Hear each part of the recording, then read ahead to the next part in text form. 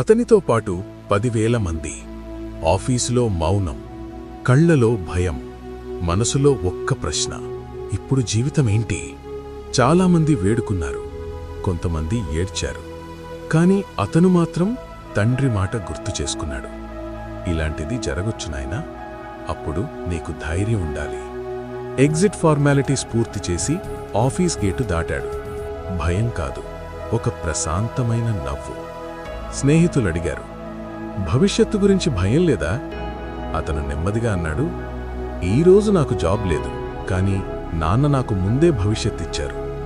నాకున్న బిజినెస్ ఉంది, నన్ను నమ్మే 100 మంది ఉద్యోగులున్నారు. ఇప్పుడు నేను ఉద్యోగం వెతకను, నా బిజినెస్ని ఇంకా పెంచుతాను. ఈరోజు అతను ఎవ్వరి దగ్గర పనిచేయటం లేదు, అతని దగ్గరే 100 మంది పనిచేస్తున్నారు. అతను ఎప్పుడూ ఒకటే అంటాడు, ఈరోజు నేను నిలబడ్డాను అంటే అది మా నాన్న నేర్పిన దూరదృష్టి. నాన్న ప్రేమ మీకు నచ్చితే లైక్ చేయండి. ఇలాంటి కథల కోసం సబ్స్క్రైబ్ చేయండి.